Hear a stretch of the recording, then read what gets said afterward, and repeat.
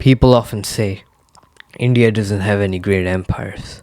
India has weak empires. They didn't even conquer past their subcontinent. But today, we're going to be telling the reason of this and also debunking a great myth. Without further ado, let's start the video.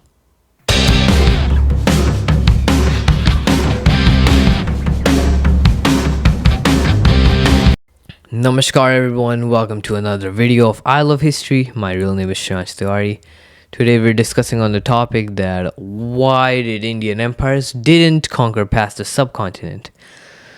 So I'm going to tell you two main reasons or two main points. So the first point or reason is that actually the first one is debunking a myth. So let's debunk it. Indian empires did actually conquer out of the subcontinent. There are many ones who did it, like the Mauryans, the Cholas, the Karkodas.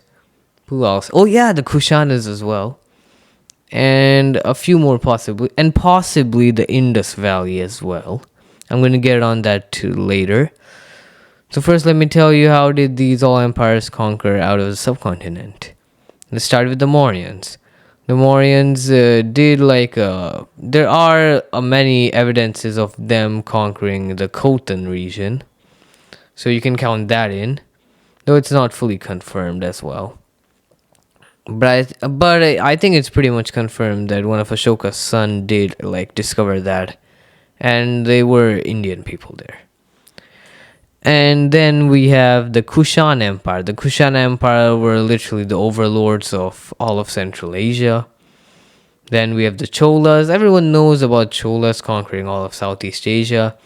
They sent many expeditions to the Malayan Peninsula, Sumatra, Java, Borneo. They made Srivijay their a tributary state. Even their allies, the Khmer Empire, also gave tribute to the Chola Empire, which literally meant they're accepting suzerainty of the Cholas. So that's basically Chola conquering out of the subcontinent as they conquered Southeast Asia. Then we have the Karkota Empire as well. Under Lalitaditya Muktipid, around 730 to 750, Lalitaditya Muktipid literally conquered all of Central Asia from the Arabs. There is a possibility of him conquering Iran, but I think that could be an exaggeration. Could be real, could be not confirmed. But he did conquer much of Central Asia as well till the Aral Sea. And now let's move on to the Indus Valley civilization as well. So, disclaimer here, small disclaimer. The things which I'm about to tell you are not fully confirmed. We have some evidence of it only. So, there's an evidence of Indus Valley civilization going to Australia. So 5,000 years ago, there was a dog introduced into Australia called the dingo, which even if you look at it nowadays, it is really similar to the Indian street dogs which you can see nowadays. So they say they made a theory that 5,000 years ago, the Indus Valley civilization sailed to Sri Lanka, then they went to possibly Indonesia. Then from Indonesia, they sailed to Australia, northern Australia. And over there, their people met the Aboriginal Australians, mixed up with them. They also brought the Indians of Indus Valley civilization also brought their dogs with them, which later on mixed with the Australian dogs, or they themselves became the Australian dingo dogs. And there are also some evidence of Indus Valley people going to Africa. We have evidence of them trading with Mesopotamia, but the theory about Australia and Africa is right now not fully confirmed. It is just a theory. It is kind of possible. You can count it if you want to. But if you want to be professional, then don't count it. But the empires one, we are fully confirmed of the empires one, of the Cholas, Karkotas, Kushans, and the Mauryans. So that's pretty much it for this point. So let's move on to the next point.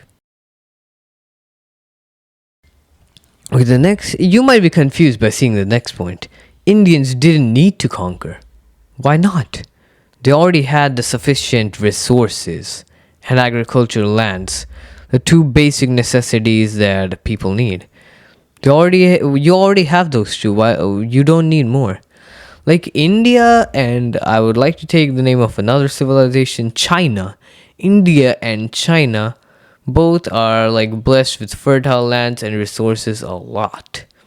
So even if you notice in Chinese history, they didn't go past their like civilization land.